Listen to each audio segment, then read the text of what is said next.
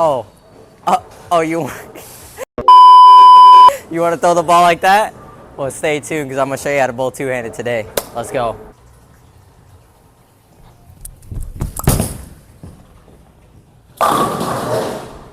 Oh, you want to throw the ball like that?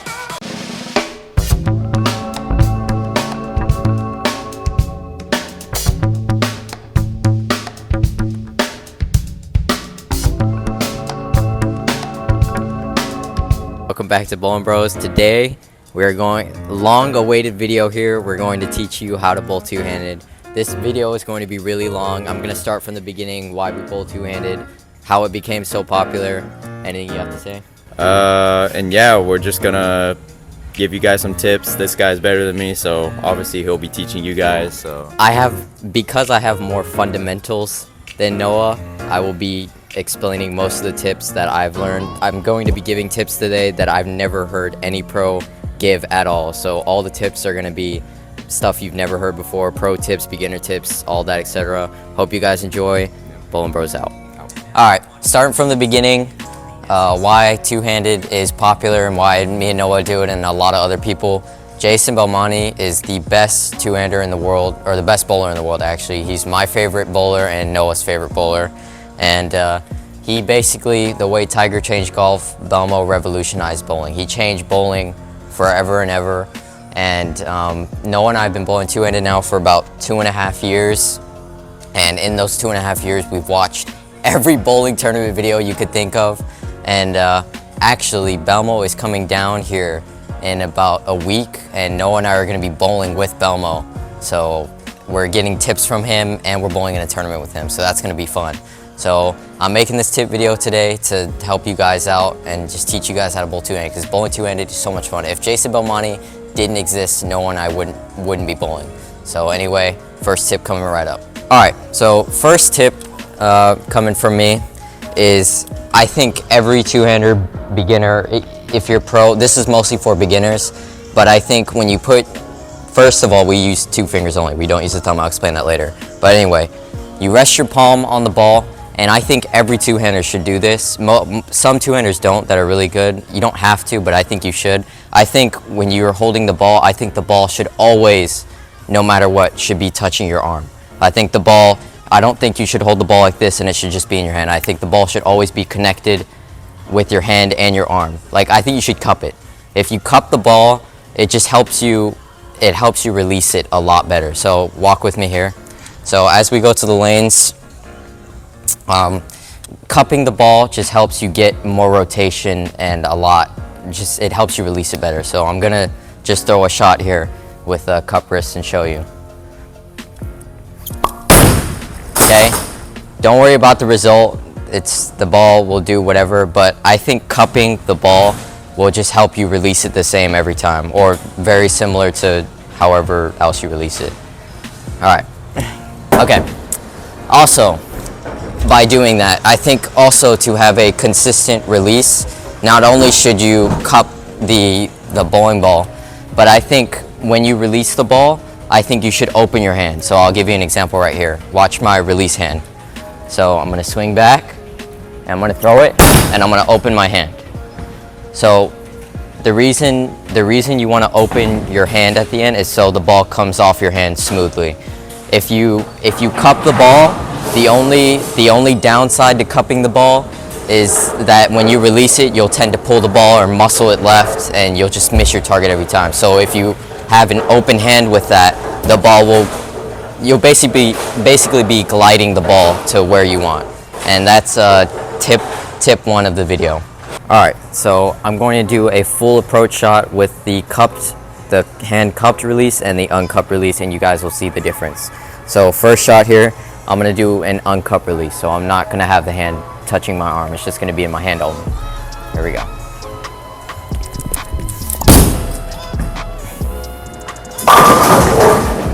As you can see, you don't get a lot of rotation, and it's really, really hard to control the ball when you do that. So now I'm gonna show you the cupped release. All right, so here's the difference now. This is a cupped release versus the last shot. That was horrendous.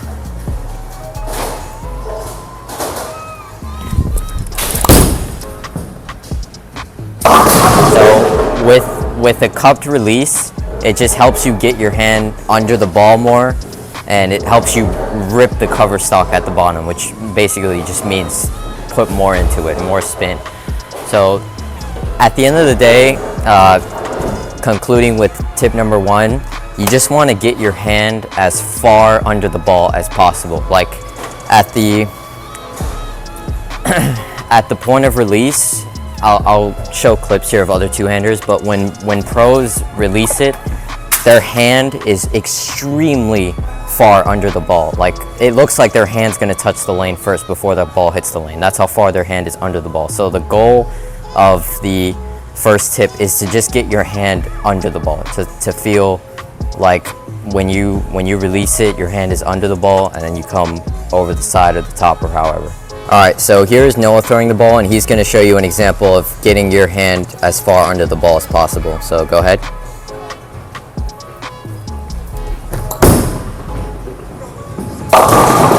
So the result doesn't matter, but I'm going to slow-mo that clip and show you guys what I mean.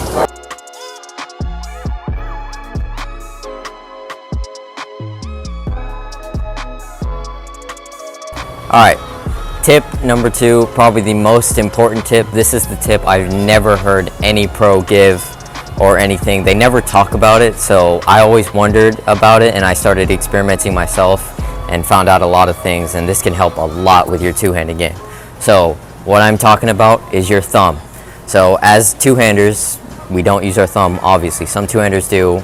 It's a weird thing, but anyway, I've always wondered where I should put my thumb on the ball, and like sometimes my friends would tell me it doesn't matter, but you know, I just started experimenting and found out a lot of things. So if you'll see most pros, Chris Vi, I'll give 3 examples: Jason Belmonte, Chris Vi, and Anthony Simonson. They all do different things with their thumb when they put their 2 fingers in the hole. So Belmo, for example, I'll show a clip. When he puts his fingers in the ball, he'll just kind of like put his thumb on the ball, he'll rest it there, and then he'll rest his palm on the ball.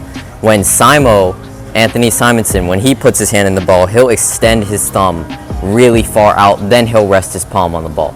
And Chris Vi, my release is closer to Chris Vi's because my thumb rests right next to my index finger. So Chris Vi, when he puts his thumb in the ball, his thumb rests, or not thumb in the ball, when he puts his thumb on the ball, his thumb rests right next to his index finger. So it just kind of looks like a closed hand like this. So I'm going to do a release with all 3 and show you the difference. Okay, so I think when it comes to the thumb for two-handers, I think where you place it matters a lot. First of all, when it comes to consistency, I think if you do the same thing with your thumb every time, I think you'll be a lot more consistent. So I'll give you an example. So what I like to do is come closer here at the bowling ball.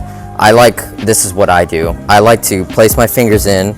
I like to place my thumb as close as I can to my middle finger, and then rest my palm on the ball, and then turn it over and rest it on the right side of my arm. So the ball's resting on the right side of my arm, and that helps me get the same release every time.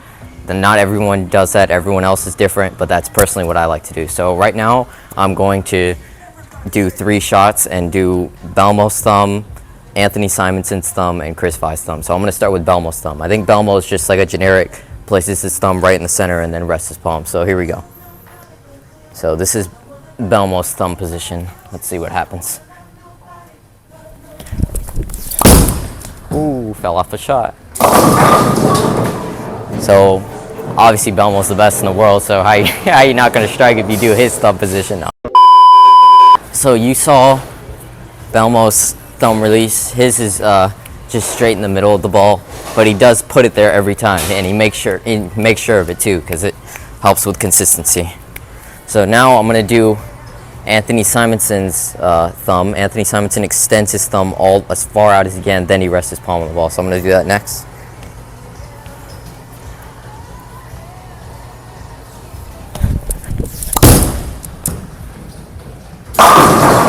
Wow, that's crazy. I feel like, man, that's interesting. I definitely grab the ball more at the bottom when I do that. It definitely feels very, very nice off my hand. So that's Simo. If I had to pick between which thumb position I like to do, it'll probably be Simos, I kind of like to extend my thumb. I mean, I showed you what I like to do, but if it was between Belmo and Simo, that shot looked amazing.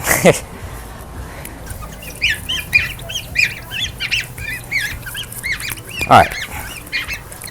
Now, I'm going to show you Chris Vi's thumb position. His is pretty similar to mine, so this is basically just me throwing a shot. All right, here we go.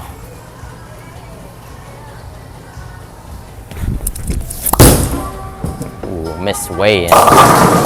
Yeah, way in. And that was the 3 different thumb positions. So all of you guys at home practicing the two-handed style, I recommend trying out different thumb positions, seeing what suits you, and whatever you find that's comfortable for you, stick with it. Don't switch it. Trust me, I've never heard any pro give this tip because no one talks about it. They just think, oh, you don't use your thumb, so it doesn't mean anything. That's not true. The thumb means everything. Even if you don't put it in the hole on the bowling ball, it means everything. So tip number 2, done. All right, tip number 3. Tip number 3 will probably be the hardest to practice for beginners, and it's the approach. With a good approach comes good balance, and with good balance comes good bowling. So I like to use that quote a lot. Anyway, I got started the game here. Most two-handers, if you watch two-handed pros or just two-handers in general, their third step, if they do a 5-step approach, is always a hop step or a skip step. That's what we like to call it. And the reason they do that is because we're two-handed, we can't bring the ball as high as the one-handers. You know, one-handers have their thumb in the ball, so they can bring the ball way up here, but we can't because we're two-handed. So to compensate for that and to gain the ball speed that a one-hander can easily get, we have to hop into our step and push with our power step, which is our second to last step, to get momentum to be able to throw the ball the way we do. So I'll explain. So Noah and I both do a 5-step approach. So I'll show you right here. So we do 1 with the left step, 2, 3, and this is the hop step. So you hop 4, 5. And then our 4th step is what we call a power step. If you do a 5-step approach, the power step, you basically want to push as hard as you can forward so that you gain a lot of momentum and you could throw the ball hard. So the way that Noah and I practiced this, honestly, was just bowling a lot. There's not really a way you can practice this. The difference between me and Noah is Noah plants and I like to slide. So with Noah hops really high and then he just stomps on the ground. He steps down and he plants. With me, on the other hand, I like to slide a little bit. So I have to push off of my power step to get momentum going into the pins. So the best way to practice this, honestly, would just to be the best way to practice this right now, because you want your release to be good too, is to just do a 1-step approach, then a 3-step approach, then a 5-step approach. So Noah and I didn't really do this when we practiced. I don't recommend that. It took us much longer to learn how to do 5-step approach. But basically all you're gonna do is you're just gonna get in your finish position, you're gonna swing the ball back and forth, and you're gonna take 1 step and then you're gonna throw it. So it'll look something like this.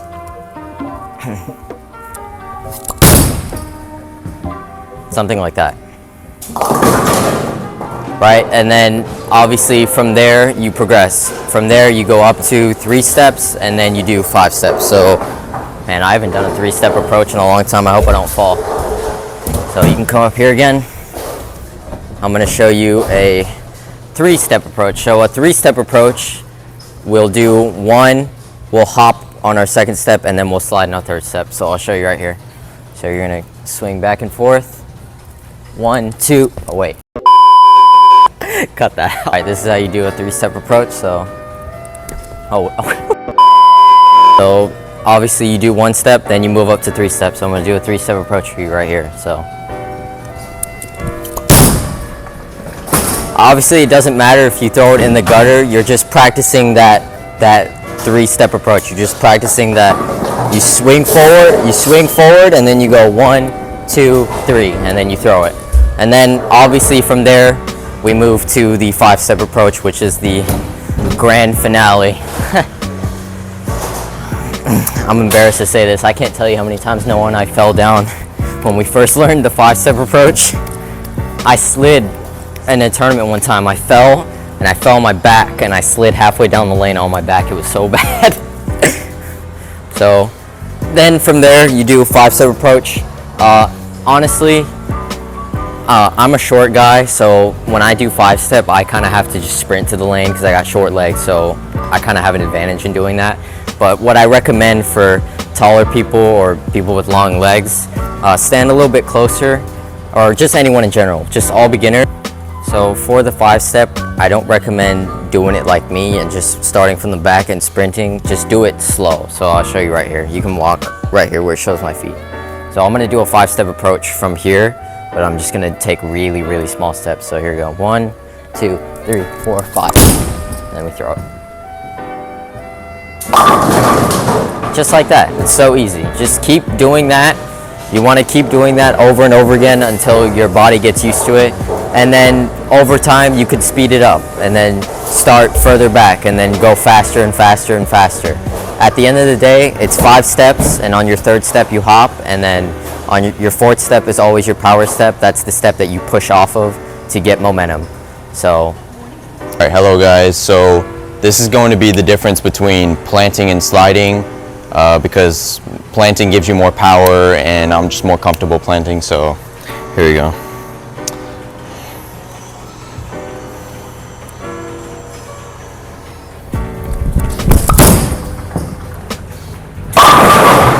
And there you go. all right, and the final tip of the video, tip number 4, is talking about release. So in my opinion, when it comes to two-handed bowling, the most important part about two-handed bowling, I can't say it enough, is the release. If your release is not the same every time, you're not going to do good in tournaments or league. So Noah's still working on his release. He's still working on his axis tilt. That's something more advanced that we'll get on a different video or something. But you want to release the ball when your hands are extended all the way. So you never want to release the ball while your elbows are cupped. So like, I never want to release the ball in this position. I'll just give you an example. You know, like it just looks bad, and it's really bad, and you could actually hurt your wrist doing that. So for a long time, I did do that, and someone told me not to, and I had to work on it for a little bit. But generally, the idea now is when you release the ball, obviously we talked about it earlier, you want to get your hand as far under the ball as possible. The farther your hand is under the ball, the more revs, speed, and power that you'll have automatically. Yep. So you want to get as low as you can with a lot of knee bend, and you want to get in that finish position. Geez, I can't even do it myself. You want to get in this finish position right here, hands as far under the ball as possible, arms extended out all the way, no bend. You're just going to swing back and release it, just like that. I fell off balance, but whatever. And that's generally what you want to do. The approaches here are not very good. That's why I fell off balance there. But that's the idea. You just want your hand to be as far under the ball as possible. I can't say that enough. Draw a line in the middle of the ball. You want your fingers, or two-handers have a big advantage when it comes to that because they can get their entire hand under the equator of the ball. So what you want to do is draw a line through the middle of a bowling ball and then cut off whatever is under that. And if your hand is not under that line, you're not getting your hand far enough under the ball. But if your hand is below that line, you know, then you're doing the correct thing. Noah, you have to almost cut Noah's entire arm off because his whole arm gets under the ball. That's how he creates so much power and revs, is because his hand is so far under the ball. So that's it today for the two-handed tips. I hope you guys enjoyed. If there's anything I missed or any other questions you guys have, please drop them in the comments down below. I'll answer all of them. I tried to put as much as I could in this video.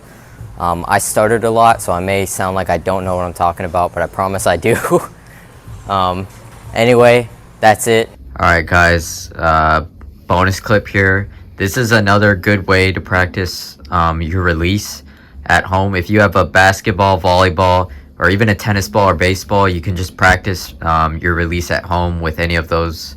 Anything circular you can practice. So Noah, give him an example. This is what me and Noah like to do. Yep, we like to just release it and get that loud pop sound.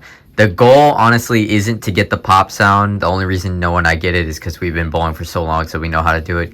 Show them one more time.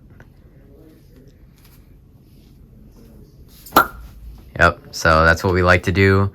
Hope you guys enjoyed this bonus clip. Hope y'all can get better at two-handed in the future. Two hands for the win. Yep. Alright guys, outro here. Thank you for watching. I hope you guys learned something from watching today's video. I tried to put as much in there as I could, tip-wise. The number one tip is the thumb tip. I'm telling you, if you're already a decent two-hander and you just needed something else or you were bored, take that tip into consideration and just practice with it. Obviously, you saw the 3 different releases I had when I did it, so anything you gotta say?